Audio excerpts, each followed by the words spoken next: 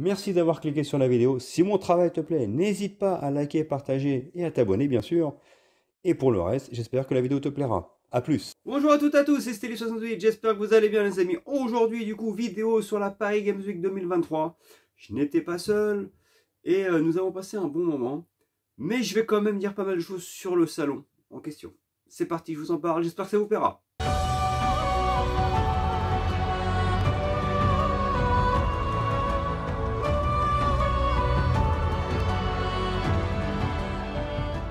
Hello tout le monde, on dirait que putain la coupe de cheveux de merde. En direct de la Paris Games Week avec nos enfants, l'amigo Emanuele. Come stai? Bene? Impeccable. Ciao a tutti. Grosse dédicace à tous les abonnés, aux amis du Discord. Et on va vous faire une petite balade, une petite visite guidée. Et on va s'éclater. Il pleut comme vache qui puisse, c'est un truc de fou. Regardez comment on est trempé. Salut aux amis YouTube aussi, qui sont toujours là et vraiment top pour ce que vous avez fait. Les commentaires sur Motorfest et l'autre c'est quoi? Starfield. Bravo. J'ai déjà oublié. Le mec qui fait le test, il sait même pas de quoi il parle. J'ai plus de mémoire, je suis foutu. Bon, c'est un vieux, mais c'est un vieux gentil, vous inquiétez pas. Voilà, Alzheimer. À tout à l'heure. Ciao. Et donc les amis, comment dirais-je, ce salon était, pour être tout à fait honnête, en tant que salon de gaming, il était pourri. Il était pourri, il était inintéressant au possible, et je dois être honnête, pour moi, cette année ils auraient dû faire l'impasse parce qu'ils ont eu très peu de choses à présenter.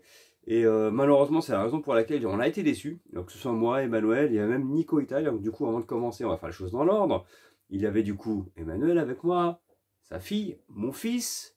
Et plus tard, nous aurons rejoint Nico, son frère, son gamin et son neveu. Et du coup, on a passé une très bonne journée. C'était agréable. Là, ce que je retiens de cette journée, moi, c'était un moment de partage, de communion, c'est-à-dire où on a passé vraiment de très bons moments. On a rigolé.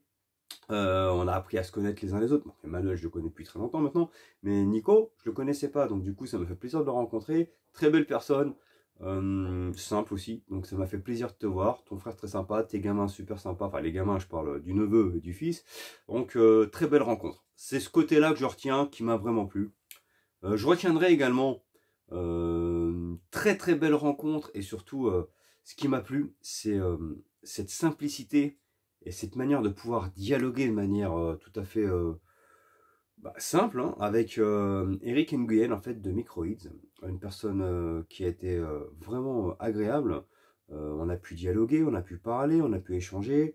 Donc éventuellement, je ne crie pas victoire, hein, je ne suis pas en train de dire que ça va se faire, mais il y aurait la possibilité que tu puisses travailler avec Microids du coup pour pouvoir tester des jeux en fait de leur studio, chose qui me ferait extrêmement plaisir parce que quand même il y avait sur le salon, et c'est pour moi ce qui a un petit peu été on va dire la cerise sur le gâteau, Microids, société française qui promue exactement les jeux français. Le but c'est de mettre en avant les jeux français, les jeux made in France, et qui avait sur son stand des jeux plutôt intéressants qui donnaient envie de jouer, qui bien entendu, attaque la fibre nostalgique en fait des gars de mon âge, hein, qui ont vécu dans les années 80-90, parce qu'il y avait du Tintin et le cigare de Pharaon, il y avait Goldorak, il y avait Flashback 2, pour les anciens Flashback, vous vous rappelez quel titre, hein, il y avait les Schtroumpfs, il y avait le Hercule Poirot et le crime de l'Orient Express, pardon, et il y avait également... je crois que j'ai oublié quelque chose. Je crois que j'en ai oublié un, je sais plus.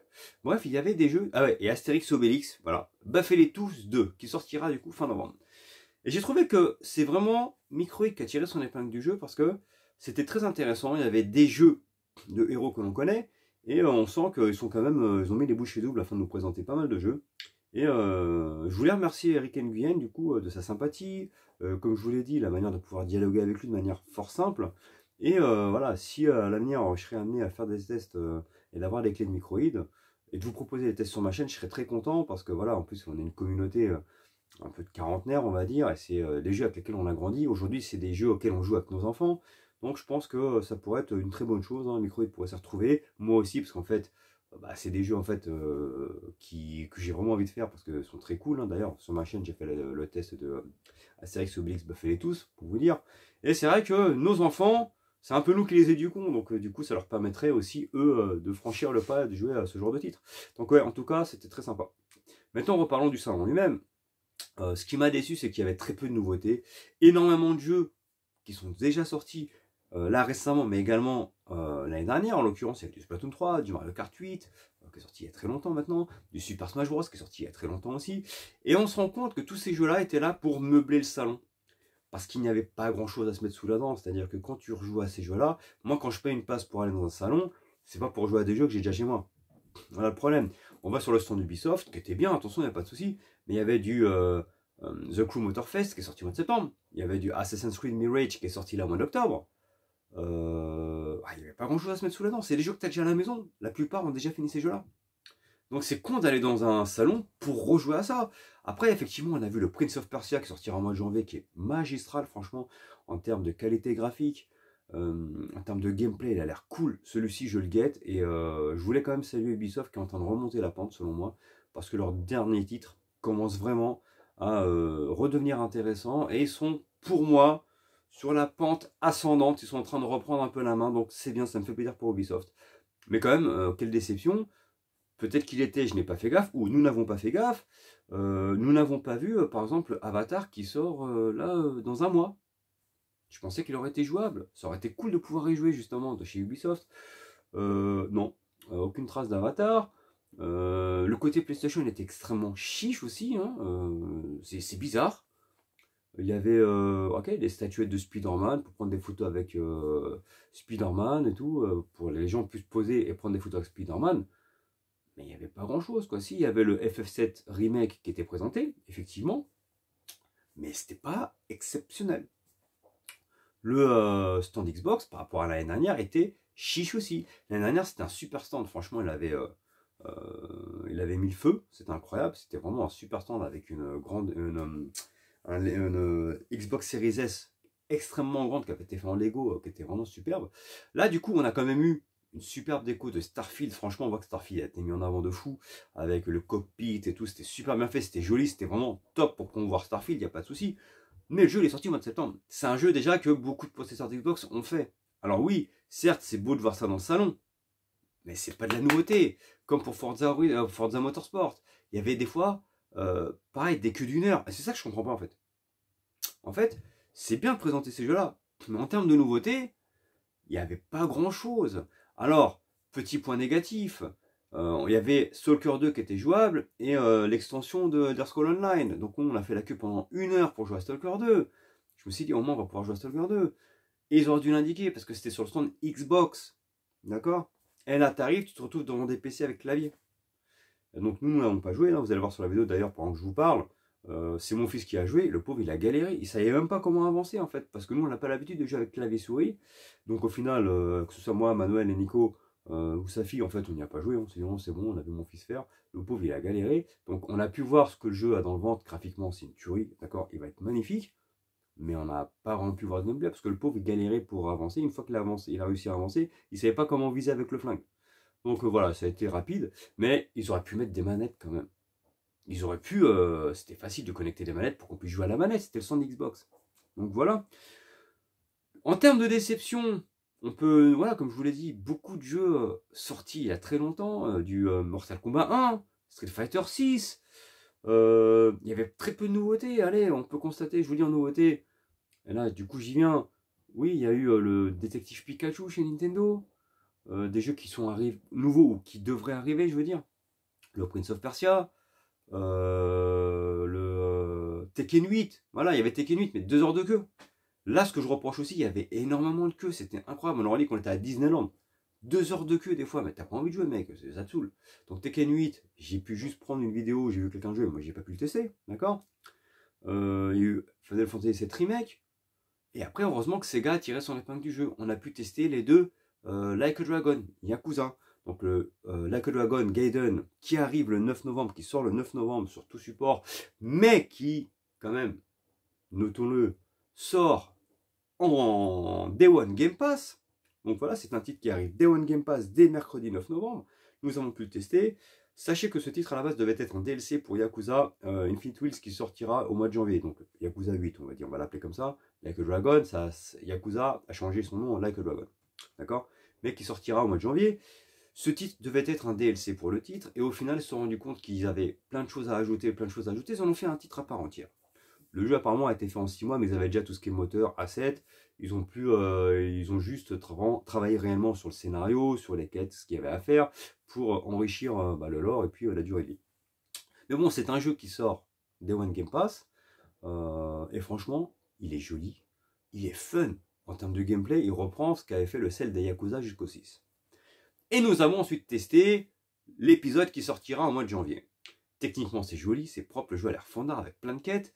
Et, bon, j'étais le seul à avoir aimé. Mon fils, Emmanuel et Nico, sa fille, les autres, en fait, ont été moins accrochés parce que il reprend le principe de Yakuza Like a Dragon. Donc, le 7e épisode, c'est-à-dire le tour par tour. Et donc, le tour par tour a beaucoup gêné Emmanuel parce que c'est pas ce qu'il veut et au final, il se prendra pas le jeu. Et pourtant, il a dit c'est dommage parce qu'il a l'air chambé. Et c'est vrai que le jeu a l'air vraiment, de toute façon, ce que fait Ryo Gotoku est toujours extrêmement bon. Il a l'air exceptionnel et ça, c'est une évidence. Moi, ça ne m'a pas dérangé parce que j'ai l'impression que Ryo Gotoku, justement, a renouvelé le genre tour par tour, dans le sens où c'est un tour par tour dynamique.